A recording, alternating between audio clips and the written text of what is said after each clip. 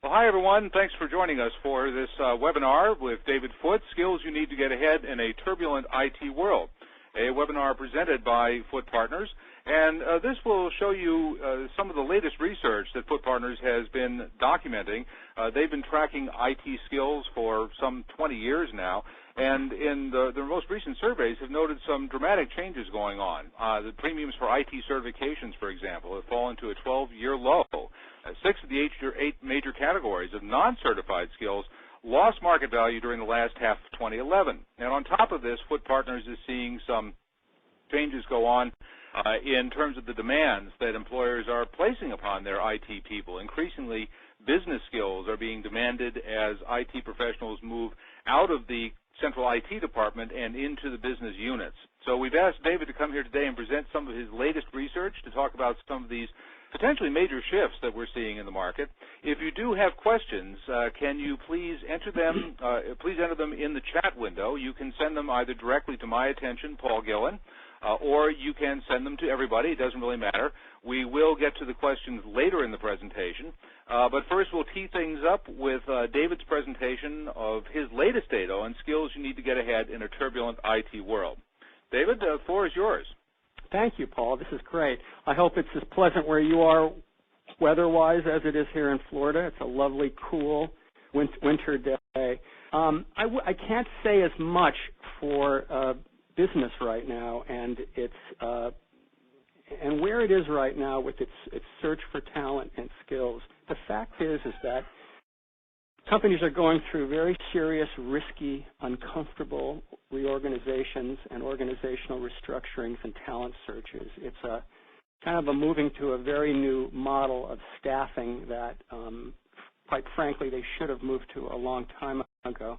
Based on demands coming from the business, based on market conditions, based on the fact that nobody seems to really agree on what the definition of an IT professional is today, I thought what I would do is, in this presentation, is share a whole lot of research with you, because we are, in fact, a research organization that's doing research and analysis across the entire gamut of what we call the human factors of technology value creation. Now, that is a huge and very complex segment. It's not just skills.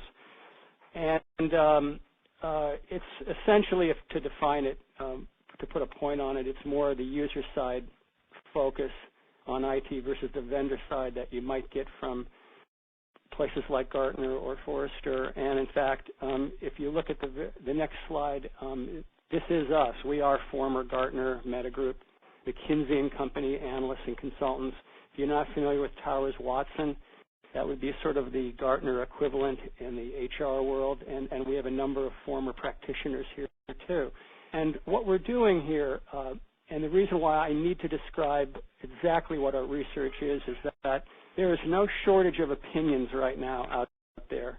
If you have a computer and an internet connection, loads of opinions about where the jobs are, where the hot cities are, what the hot skills are. But I ask you always, when you look at this information, look at who's talking. Is it a jobs board that's simply using data to market products?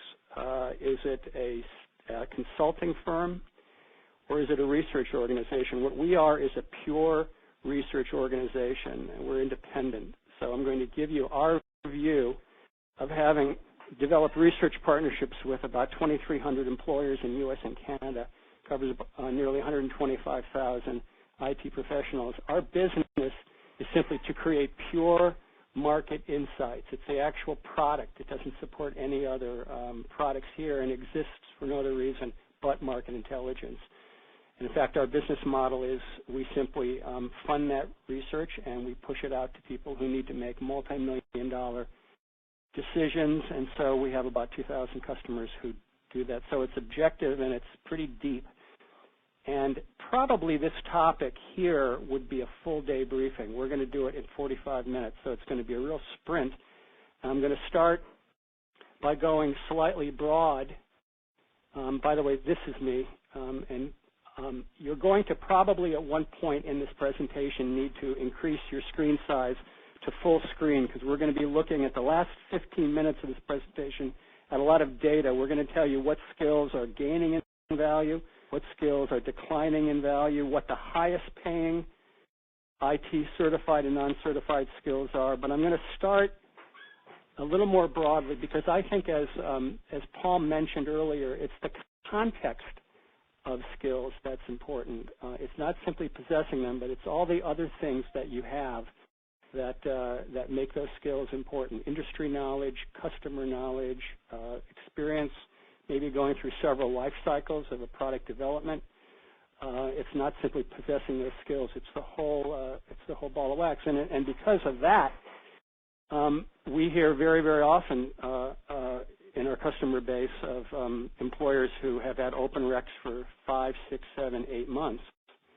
If you break down the skills that they're looking for, they're certainly resident in the workforce, but they're looking for a lot of combinations of those skills with hard skills, soft skills, technical skills, business skills. But I wanted to just start with this idea of why this matters and exactly why do I want to discuss with you the context of the current market for skills and why that's important. This is an interesting poll question that we asked last summer among 576 professionals. We said, 8 years from now, at that point 9 years, will there be a traditional IT department as we know it? This is an important question if you're looking at your career in IT. Only 34% believe that there would be an IT department as we know it. Perhaps some of the functions will change slightly, but it'll still be there. But look at that other number. 61% believe that there will not be an IT department that will be in any way resembling the one we have today. And in fact, 12% believe that the standalone IT department won't even exist.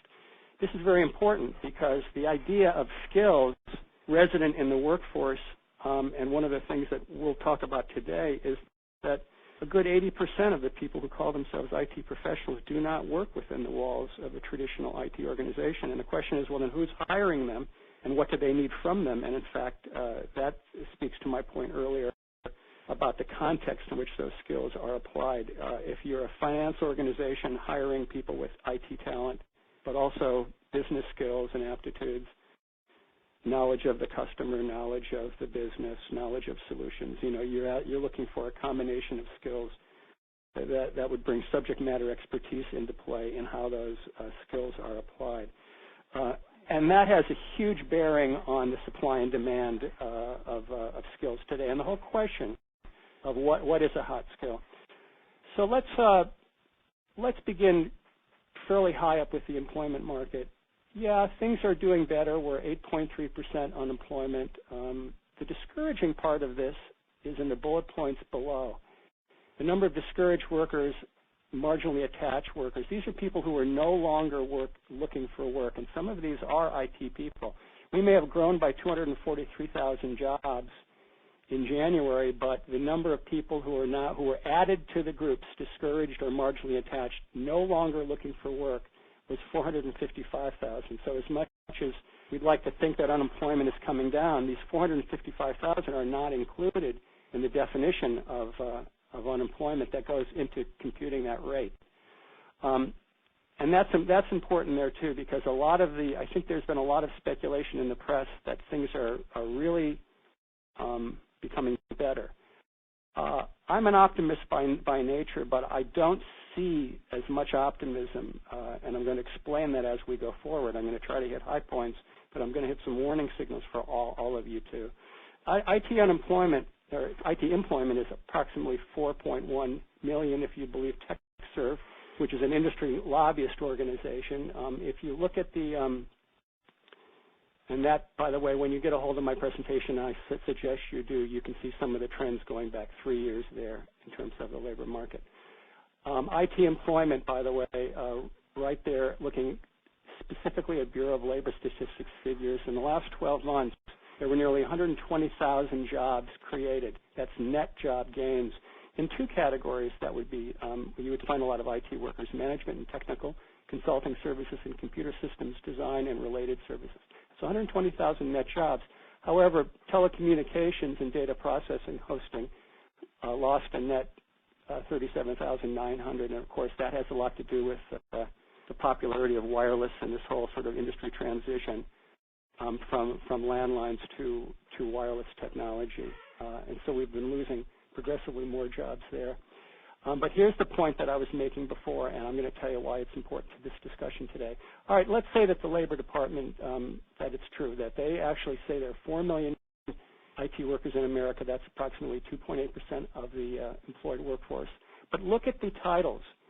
25% of these people are software developers, and then you have the administrators, the systems analysts, the database administrators. This is the IT department of 20 years ago, people. And if you look at really the reality of the workforce, and it speaks to, again, the definition of the IT worker and the definition of what kinds of skills are required and who's actually asking, hiring, and paying for these people, you're looking at these 20 to 24 million who we've identified in the workforce as basically these hybrid business IT professionals who work in business lines and corporate functions. Many of you listening today could be one of these hybrids. In product groups, they're all over the enterprise, and they're blending a number of skills, only one of which is technical, in their day-to-day content, job content. So we think basically IT workers are probably, or people with significant IT experience that is required of them to do their job. And I don't mean just operating a computer. I mean they are by all and by no stretch of the imagination people who differentiate themselves from other people in their companies who may even hold the same title, job title they have, because they have a depth of technical skill. And that is why they were hired. Again, not without other skills, but in part they were hired for that depth of technical skill, which in past years might have come from the IT organization, might have come from external consultants, but now is resident in-house.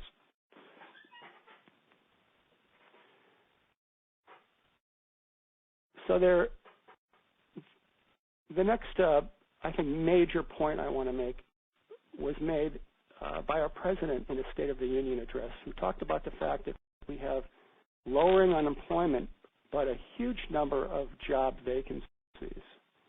And here is the quote from President Obama's State of the Union address. I also hear that many business leaders who want to hire in the United States but can't find workers with the right skills. Growing industries in science and technology have twice as many openings as we have workers who can do the job. Think about that, openings at a time when millions of Americans are looking for work.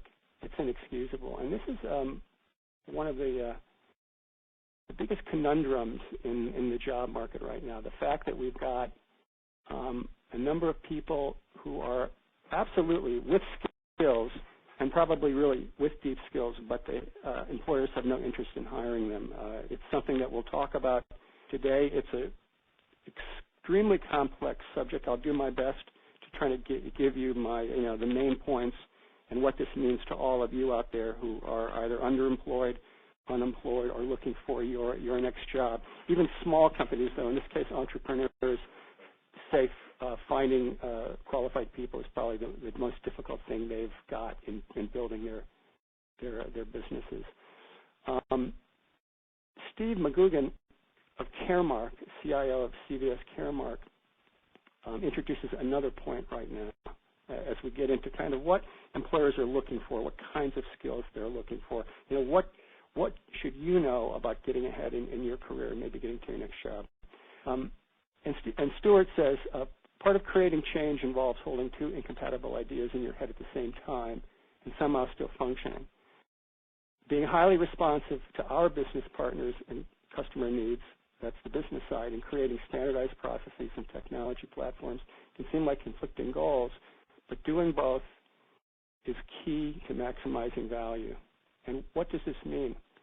Well, here's another very scary quote, and this comes from John Chambers, and he's speaking to a CIO in this case, in which he's saying to Rebecca, your job is to think of what I think of before I think of it, have it ready to go when I think of it. So what does business want from us as IT workers? What do they need? And they're very impatient about it. They're looking for IT to drive value across the enterprise. you can't ignore this point because this goes well beyond technical skills. Simple, old-style IT skills into the impact that you're going to make and how those skills are being used, again, with the combination of a lot of other talents that you might have. But let's break it down a little bit. They want gains from transformational technology, cloud, mobile, BI, analytics, virtualization. We're going to be specific about some of these in the rest of the presentation. Turning big data into information assets to support growth, guide, and innovation. They want to build strong relationships with execs across business units and create cross-functional teams. They're looking for IT to help manage a proliferation of cheap, simple technology solutions that are, for the most part, for a large part, happening outside, again, of the traditional IT department in the lines of business, BYOT, and so forth. I like this one because this speaks very much to what people are looking for in talent they're hiring right now, making it easier for non-IT execs to champion IT across the enterprise, and then to secure the enterprise, which is no small feat. Again, we'll talk a little more deeply about security in this presentation. So the role of IT, the dilemma we're facing right now is how do you cut costs and also build new capabilities? How can you be more efficient and be more responsive? How can you standardize and also customize? How can you secure an organization but also open it up? How do you make business agile? How do you think strategically? How do you execute flawlessly? These seem to be opposing forces, and in a lot of ways they are. And you can really dial it right down to increasing speed, reducing risk, reducing cost. And it's this conundrum right here. The idea about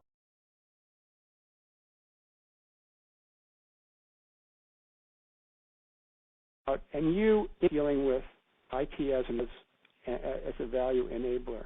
I think it's why we have such popularity right now in these hybrid workers, because they are every day of their work lives straddling this fence right here. How do I actually do what I need to do at the same time, build revenues, build profitability, build market share, and at the same time, again, secure an organization, control costs. It seems to be a very, very difficult thing to do. However, it's not just something that managers do. It's something that almost everybody in the organization has to attend to, even 3, 4, 5 levels down from this senior execs who are making decisions about investments in IT. What I'm going to do is slightly move ahead with the amount of time that we have. And I want to look at this, because we're going to talk about influences and disruptors that are impacting IT skill supply and demand right now. You've got in green all of the various functional organizations within a company. You've got in red all of the various functional organizations within an IT department or within an IT skill base. And you've got this tsunami coming at you of mobile computing, big data, social software computing, cloud computing, and you've got a lot of very serious, real, and imagined security threats in the organization. This speaks to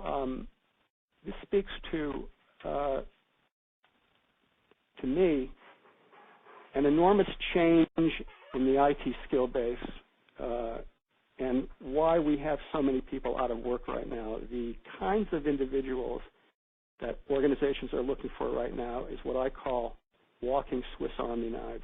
These are people with not necessarily deep specializations as much as versatility. The ability to do many jobs, be able to jump between many responsibilities in the course of their careers. I want to look at just a few right here. I mean, I've listed several of these influences and disruptors, but I want to take just a minute to look at mobility, information security, big data, and the changing workforce. There was an exquisite McKinsey Global Institute report on big data.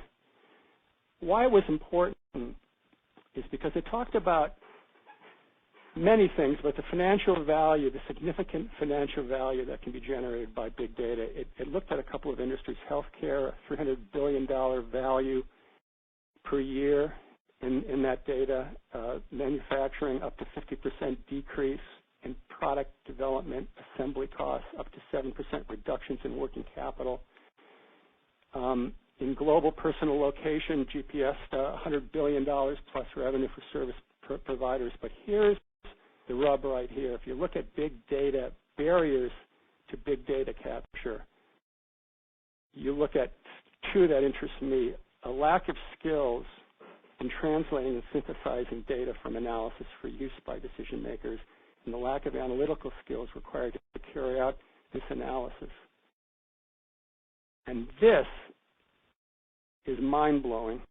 McKinsey, projecting out to 2011, believes there will be a shortfall of deep analytical talent to the tune of 140 to 190,000 workers. That's a 50 to 60% gap relative to supply.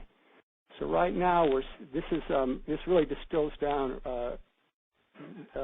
what we're up against in this war for talent.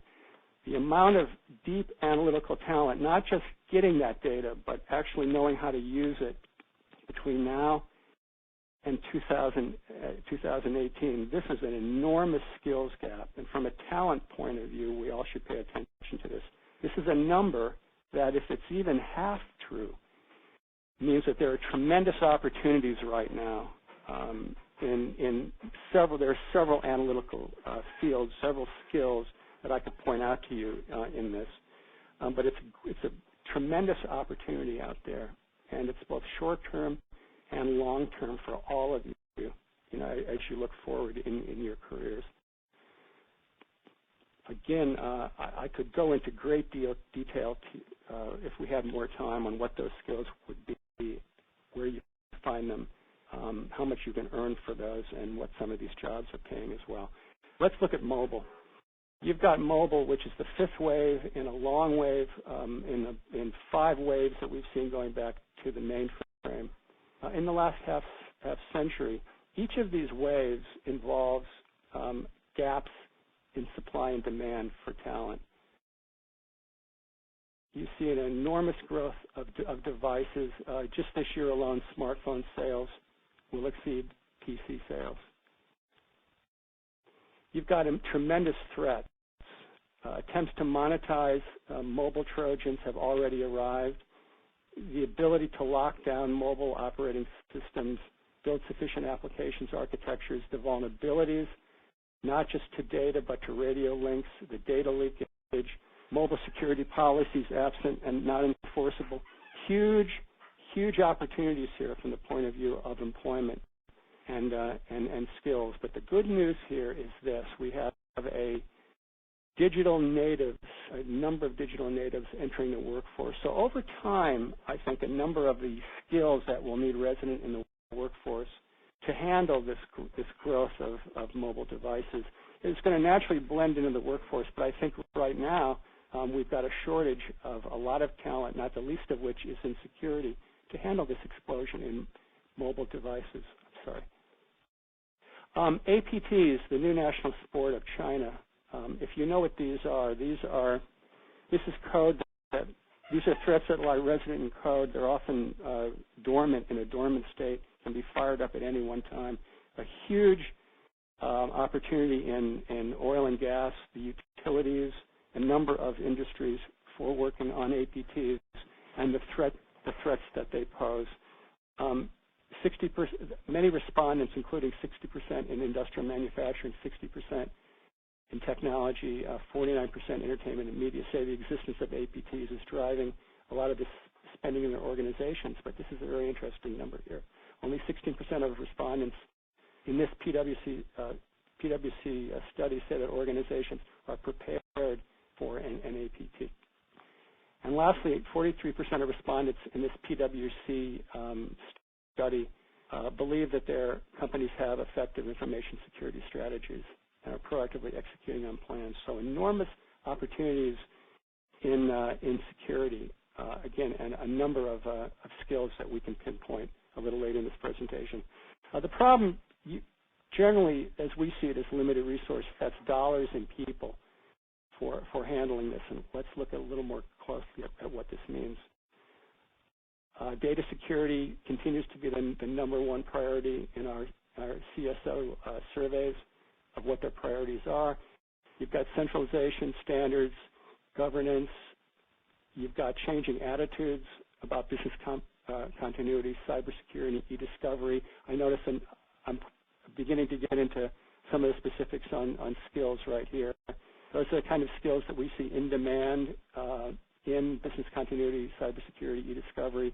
We have a lot of, probably the largest one that I see opportunity right now is secure software development. Enormous challenges, enormous demand for secure code developers, and you can see some of the skills in demand right there, ranging from languages to SQL injection coding, to LDAP, to fuzz testing. You've got securing the virtualized computing environment, the electronic medical records, huge security skills opportunities there. Actually, we're coming out with an Epic Systems salary survey in the next 2 weeks, which define a number of those jobs, what a number of those talents would be, including software development, secure coding, and also security positions as well. And you've got a lot of regulation, and you've got a lot of legal implications. And I'm going to move through this very, very quickly. Again, if you need more time to look at these slides, or you'd like to spend, you'd like to go into this a little more deeply, give us a call and we can send this presentation to you. I've got some great advice here for those of you who are involved in security careers right now, because many of you, admittedly, do not have what I would call a traditional path, career path in security. It's never really existed. It probably never will exist. But this slide here sort of encapsulates a lot of what we would like you to know, this slide and the next one. In terms of the fact that the talents and the skills needed in security now go well beyond technical specializations into communication, the ability to think business and learn business speak, to be able to write and present to non-technical people concepts of security. Hey, Paul, I think I just lost my communications right here. Okay, that's no problem, David. I will continue to drive from here. Okay, I'm gonna check. I'm gonna try to get back in here. And in the meantime, so what slide are we on right now?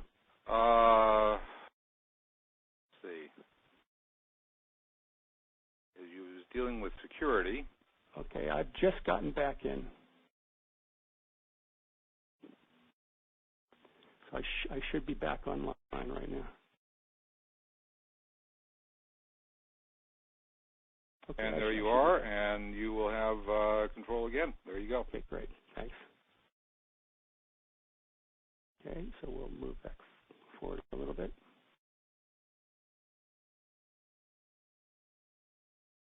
Okay, sorry guys. Technology.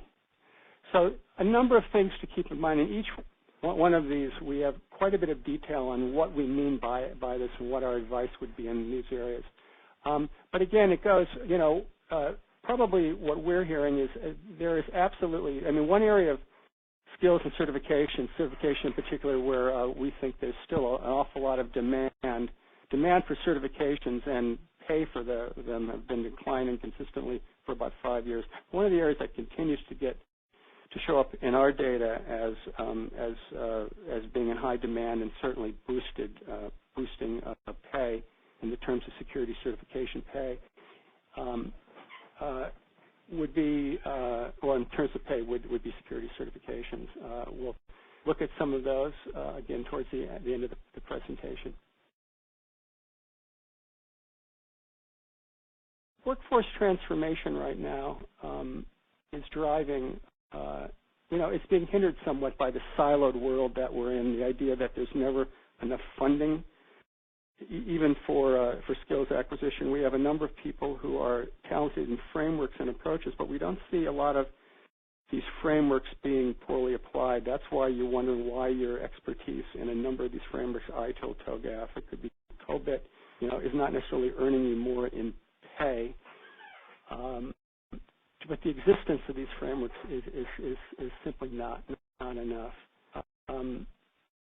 The persistency in the talent gap right now is probably, again, more of this demand for versatility versus specialization. And the idea is that there will always be skills gaps unless we can sort of reduce the lag time between innovation and what we call target labor intensity. The idea is that there's always a lag in demand for skills, and it shows up in our surveying all the time, usually about a 6 to 9 month lag. What I wanted to do in the time that we have left, since I think we've got about 20 minutes, is I know many of you are interested in looking at some very specific skills that are in demand right now, and some of those that are earning you a little bit more.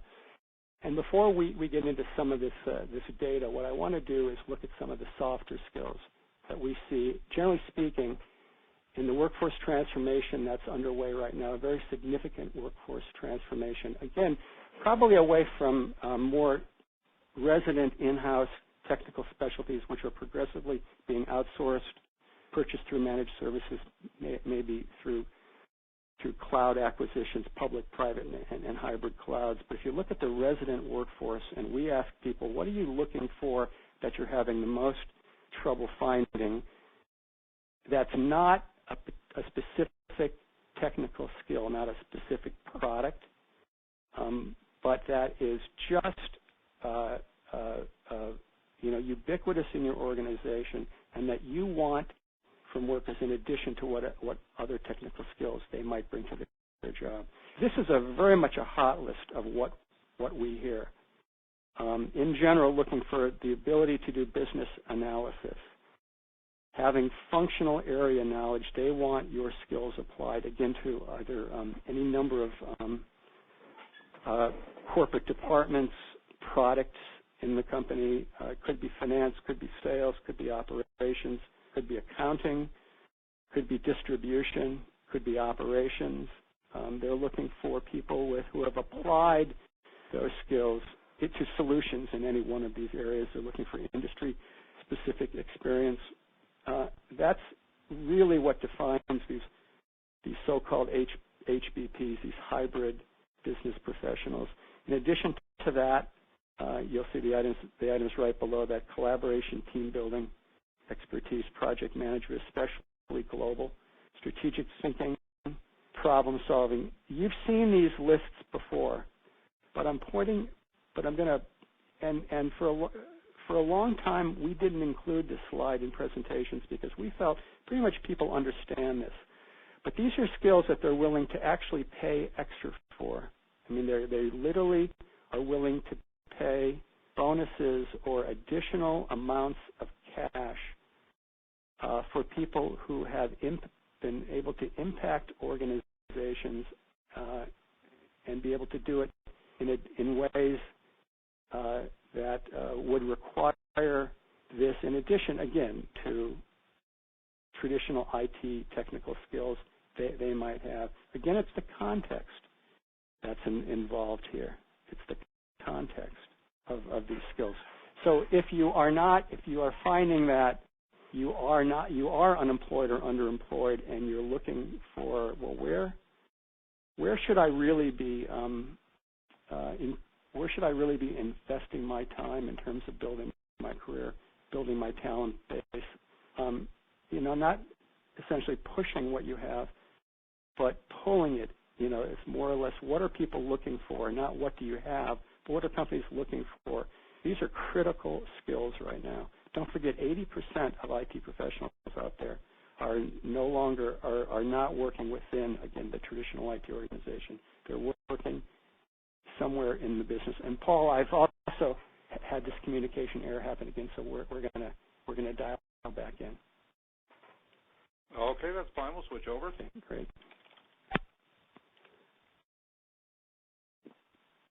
Apologize for our difficulties. Yeah. And I'm hardwired too. How do you like that? And lost track of what slide you were on. Okay.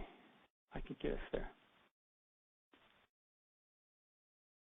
So what I want to do right now is I want to go into some of the data that we have. I want to start with.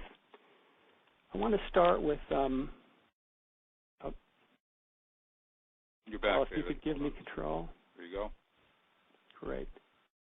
What I want to start with, though, is we talked about. We're going to talk about the volatility of the market. I'm going to put some numbers on it. We're going to talk about trends in pay for skills and why I think that's important. But let me just bottom line it right now in terms of some of the roles and skills that we hear about constantly. This is a very, very broad-based view of what most companies are looking for, not the bleeding-edge companies, but most companies are looking for these roles, people doing integration activities. They're looking for architecture.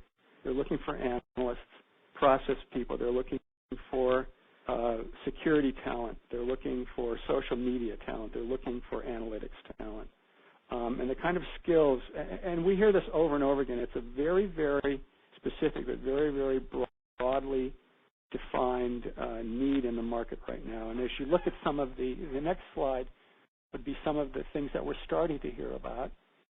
I would say this is not bleeding edge, but these are some leading edge companies are already hiring mobile application developers, data architects, data scientists. I mean, you may have had some of these in your organization, but I'd say some of these jobs have taken on slightly new characteristics than they had maybe 4, 5, 6 years ago. So this is an interesting list of what we call new baseline roles and jobs that most companies will be hiring over the next 2 to 3 years. Each one of these, by the way, in our organization has job descriptions that are 4 to 5 to 6 pages that are telling you what they do, what skills and knowledge they have to have, what experience they have to have. I mean, very deep detail into all of these. And of course, we survey these for salary and put a price on them as well.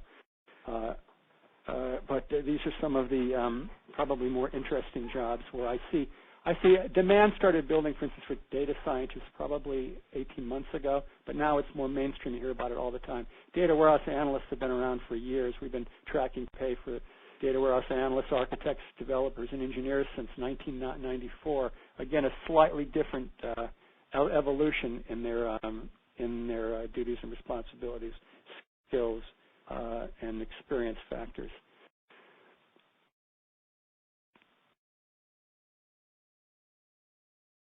So why do we care about skills? Well, it's a starting point for flagging priorities in IT for us. It's a lagging indicator for overall market trends, but a forward indicator for a lot of the investments that we see being made in tech and labor. It's more dynamic than jobs and salaries.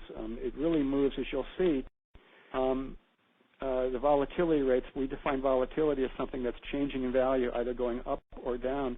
You'd think in a 3-month period, not a lot is happening in salaries out there, but would it interest you that in the last 3 months, 31% of the 514 skills and certifications that we track, whose pay we track, changed in value? That's almost a third of all the ones that we surveyed changed in value. It's just crazy when you think of that. And I'll take you really quickly through these slides. Okay, I had a communication error happen again, so I'm going to, Paul, we're going to have to get back in here. Very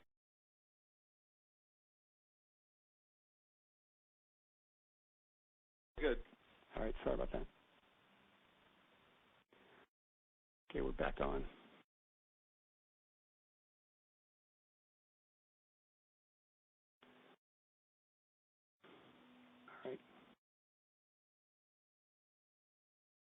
So volatility being things that are just going up and down, but not staying the same in value.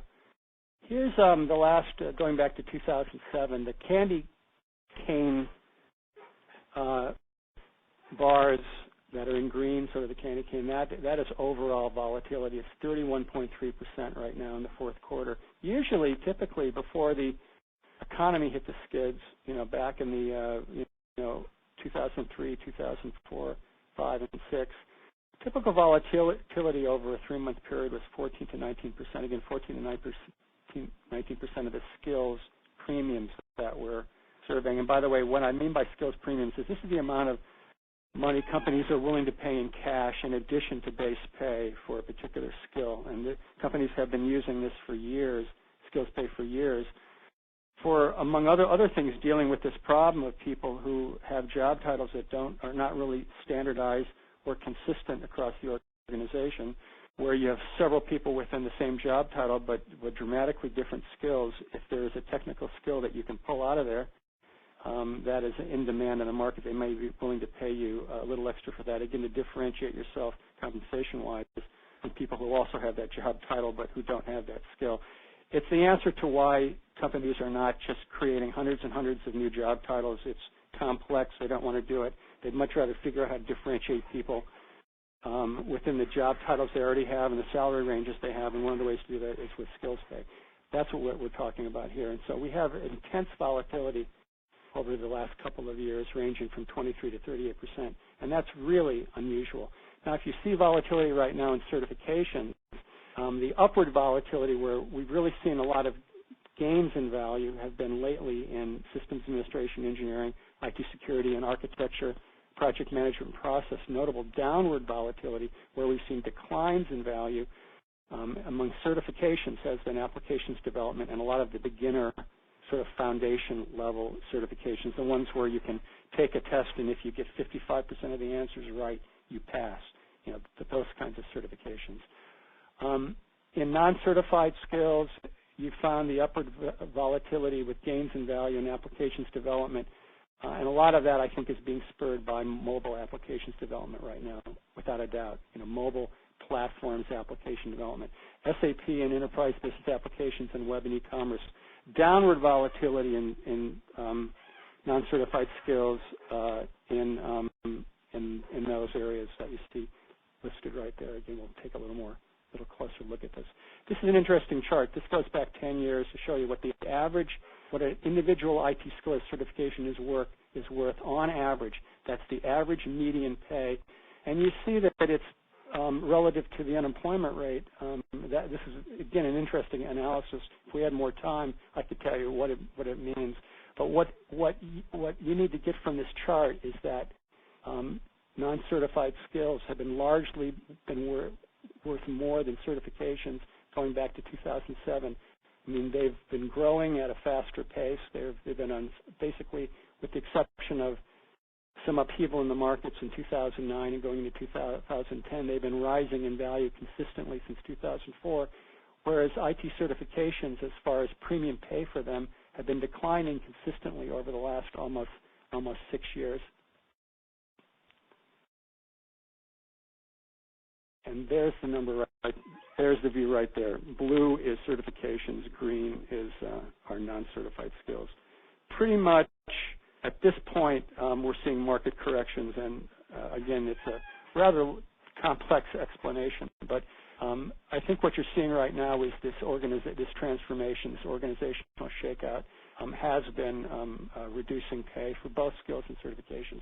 I think as companies sort of get comfortable with how they're building their workforces, I think a lot of them are uncertain at this point or having problems filling some of the full-time positions and are probably using more outside consultants and contractors.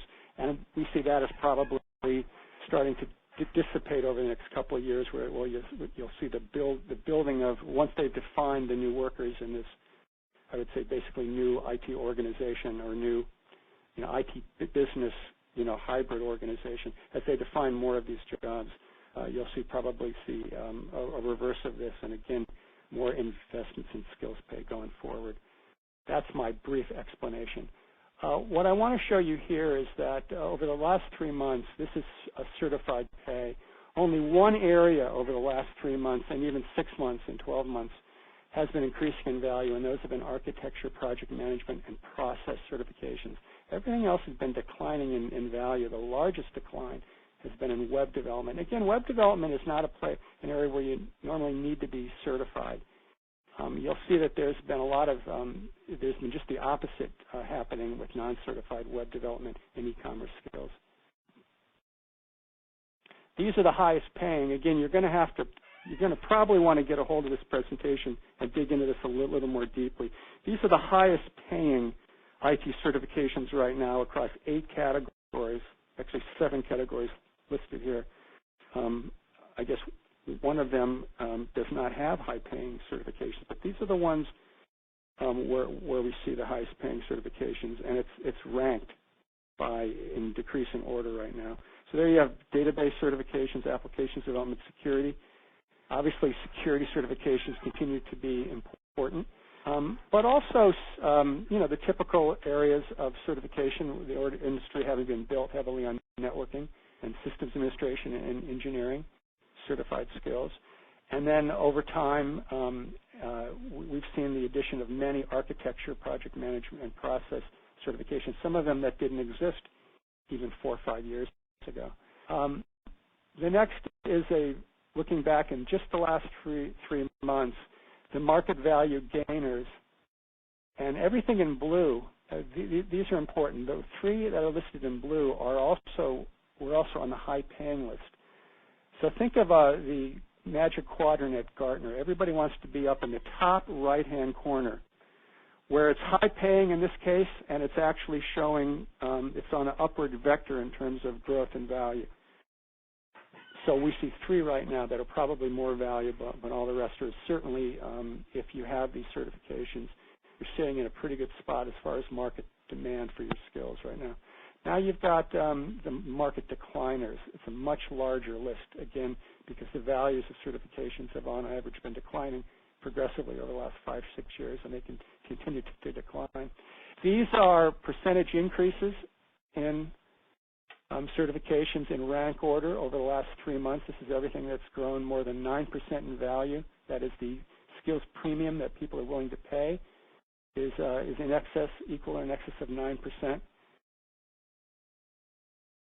Here's the 3%, the 6-month growth, looking at just the last 6 months. Again, growth greater or equal to 6 to 9%. And then here are the declines. Again, this is information that you're going to probably want to get a hold of. Either take a look at the archive presentation or give us a call and we'll get this presentation to you. Now let's take a look at non-certified skills. Non-certified skills are a different story. Over the last 3 months, everything to the right is showing growth. So you've got considerable growth right now in 4 areas: management process and methodology skills, web e-commerce skills, apps development tools and platforms, and then you've got messaging and communication. More specifically, these are now the highest paying skills ranked, and again, in decreasing order, including ties. Slightly different category in this one. We have applications, development tools, and platforms. Again, we have database skills, operating. We have SAP and ERP application skills. It's something that we didn't break out as far as certifications because, frankly, we find that the market for ERP skills is mainly non-certified as far as companies willing to pay extra cash for those skills. Again, a very interesting list. This is a list that we've been updating every 3 months since 1999. I just timed out again, Paul, so I'm going to get back in here. Okay. Sorry about that. Okay, we're back in.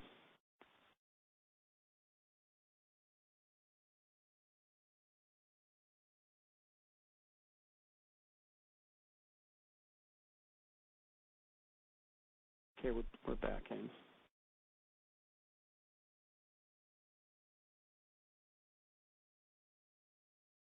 Thanks.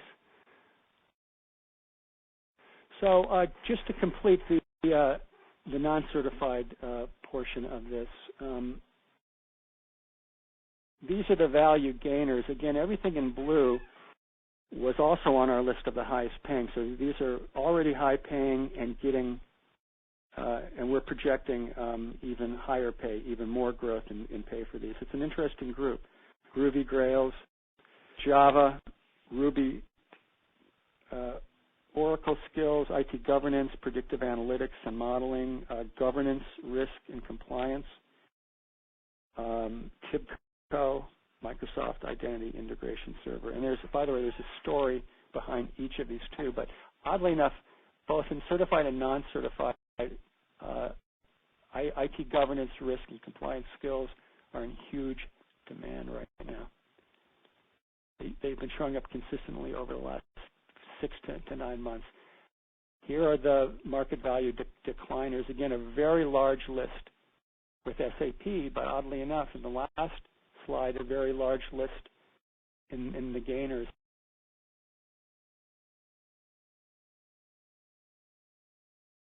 As well. So it's a very, let me just, and then again, here are the percentage increases, again, ranked for the last 3 months, and this is everything that has changed in value, again, over a very short amount of time, 3 months, greater than 10%. It's a long list. This is 6-month growth that's greater than 16%. Again, a very, very interesting list here. And here are the decliners. Again, a slightly longer list of decliners because we have seen over the last 9 months some market adjustments in pay for skills. Again, not that they aren't important, but the idea is companies are probably, again, finding that they are, as they're hiring, it could be that the technical skill at the moment is not first or second or even third in priority. It could be fourth or fifth in that priority of things they're looking for in that person. 1, 2, and 3 might be business skills, industry specializations, could be customer specializations. It could be a particular experience in multiple product life cycles in a particular solution. It could be that technical skills are critical to the job, but not the highest priority right now, and they're willing to pay higher priorities or higher amounts of pay in cash and support for some of these other, what I would call non-technical, but key skills necessary to do the particular job that they're hiring you for. And let me just conclude the presentation by saying that I think in general, going forward in terms of skills demand in this turbulent world, is the holy grail is probably, in the new normal of IT, probably profitable growth. And unlike other recoveries, there's just a lot of uncertainty and much less visibility into things. And it's affected hiring, it's affected pay, it's affected how they're going about looking for talent. It's the skills disconnect between available talent and these versatile people that are looking for, again, people that have maybe multiple specializations, but the ability to jump from topic to topic, breadth of experience, both, horizontal and vertical.